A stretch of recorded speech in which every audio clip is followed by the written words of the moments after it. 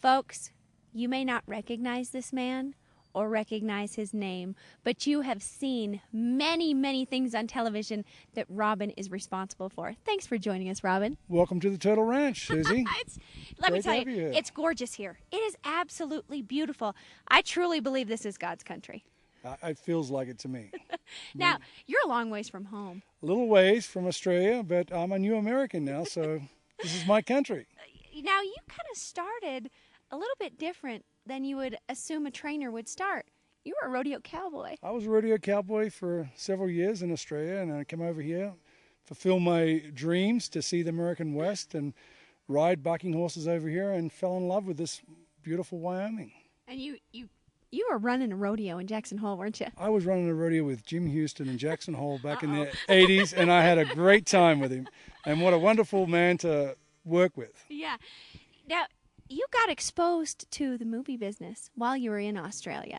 Yeah, I got to work in a few little pictures in Australia when I was young, and when I got to America, I had an opportunity to do a few still shots with some rearing horses, what I trained at the rodeo in Jackson. Wow. And it led to bigger things and on. And then years later, I found myself training Clydesdales to play football, which was Now, folks, wonderful. if you're like me, when we saw that commercial where they were playing football, I thought for sure that was all animated, but it wasn't. The only thing that's really is animated there is the ball getting sped up from the going over the goalpost. Everything else was shot for real. Oh my gosh. Can you imagine? I know I don't have a horse on my place that can play football. Well, I tell you what, we only had a couple of really good kickers, and Roy was fantastic, and we had Lenny holding the ball, and we had all the other Clydesdales interacting, and they actually were out there on the first take. They pulled it off so well when they run to each other and stopped on the line. Oh It was gosh. beautiful, and we had a great DP, Conrad Hall, and the director, Anthony Hoffman, was fantastic, but it was great to work with a lot of legends too. Yeah. Tell me, Robin, what is the most challenging animal you've ever trained? Well, probably I'm going to say a sheep.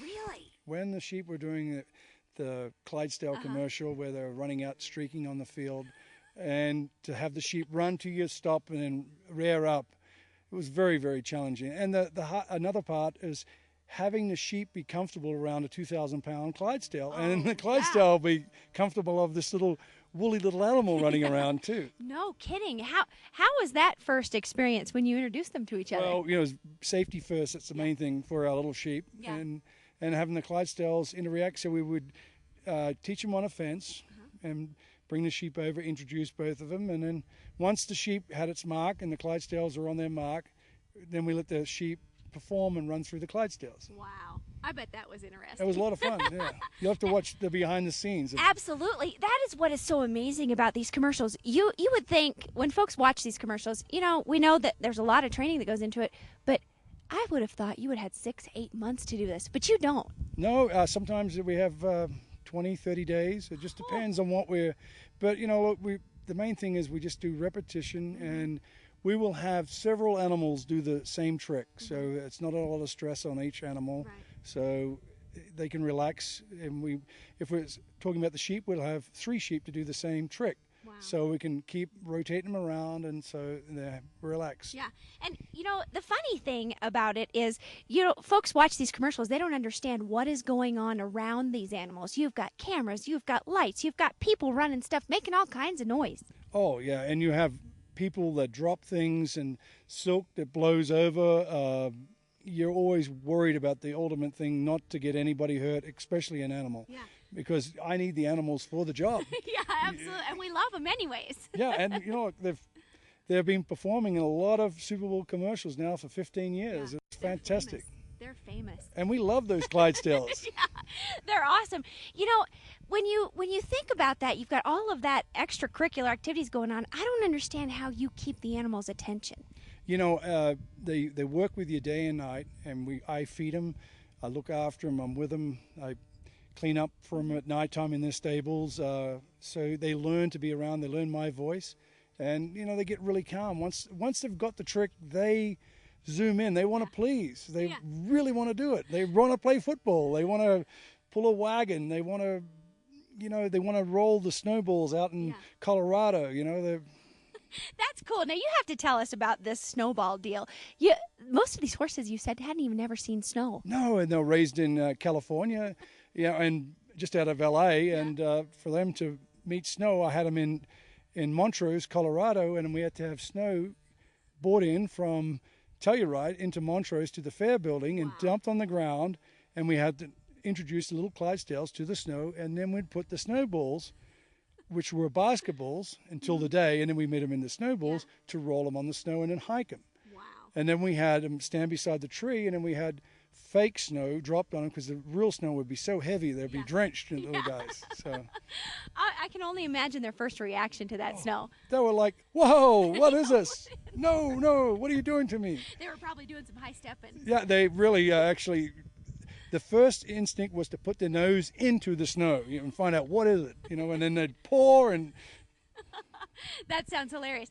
Now, they are themselves actors. They have marks. They have to go to their mark. Oh, yeah. Then I put like a little piece of canvas on the ground, and I teach them to go from point A to point B, and that's a release position for them. And once they perform, they're greeted with a pat. After they work, we grain them. Wow. That's amazing. So you do a lot of the stuff right here on the ranch and then transition them to wherever you're going to shoot. Wherever we're going to go, but the main thing is to find a safe place for them to train that's quiet where they can just listen to me, and then we go from point A to the location. Well, that's amazing. I suppose you don't have about too many people who sound like you, so they zero in on that Australian accent. I think they got a little bit of the accent down. I don't know if they got Aussie yet, but they're getting it. Now, you were telling me that you rescue a lot of animals. A lot of these animals that we see in these commercials were rescue animals. Oh, definitely. Like we had Tom the dog come from a shelter. A lot of these, my horses, not the Clydesdales, of course. The Clydesdales are raised by Anheuser-Busch for Budweiser, which, is a whole different thing there. But no, a lot of my horses, I do rescue them, and I love to do that. I love animals, and they get to spend the rest of their life here on the ranch. Yeah. Well, and that's a testament for horse behavior anyways. You may think that these horses that are out in a sale pen or something like that just aren't worth anything, but you've proven that that's not true at all. No, there's a little talent in every little horse. I don't care if he's small, big, what color he is, it's a little bit of talent in them all. I got to ask you about the donkeys that you used in the Budweiser commercials. Were they fun to train? They were fun, the little Sicilian burros. We had Peter and Lucille, and they were quite a challenge. And Peter was actually raised on the ranch here. Well, I rescued him and from a little guy, and I raised him up on the ranch. And then we found Lucille in St. Louis. That was one of the Bush families. They stole the show. Oh, they really stole the show. Especially when they put the extensions on their legs. Yes, that was gorgeous. That was absolutely the hair gorgeous. Extensions were a big thing because to keep these extensions to hold up on their legs, we have to have little pieces of Velcro sewn in there very finely so it holds it up properly, and then it stays because it would slide down. And when he done his high step, it was like a little hula dancing. Yeah. What did they think when you put those darn things on their legs? Well, they walk like Clydesdales. So it was just an added benefit. That was perfect. Now, something that I think is really cool, you kind of keep this in the family. Katie, your wife, helps and was a great trainer when she was just little bitty. That's true. My wife trained horses to rear up and Roman ride herself when she was 12 years old. It's unbelievable. And I got to meet her in the USA, and I didn't know her in Australia. Isn't that neat? What a story. Obviously that was meant to be, right? I think so. I better say that. Yeah, that's right. And your son, you said he's becoming quite a trainer at 12 years old. Yeah, my son Patrick is 12 now. I can't believe he's 12 already. And it seems like yesterday he was in nappies, but now he's training horse by himself. He taught his own horse this year to lay down. And he worked Cinnamon, what you're working up there today. Yes. He was the man that helped train that horse. That's amazing. And the steers that you train. How do you go about training steers? Well, it's done with a reward system. The same thing, put a little piece of mark on the ground and teach them point A to point B. And, of course, you hold a break them first. Yeah. And then you teach them to lead like a horse. And you get them on grain reward.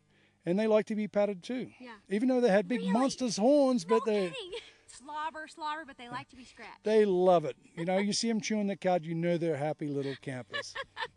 That's for sure. Robin, do you have a website where folks can see all of the great things that you've done in your career? Yeah, turtleatwyoming.net. Wow. And some of the photographs are amazing. Thank you, and thank you for coming to Turtle Ranch. Welcome. Folks, make sure you check that out. We'll have a link on beyondrodeo.com. What an interesting character. Thank you.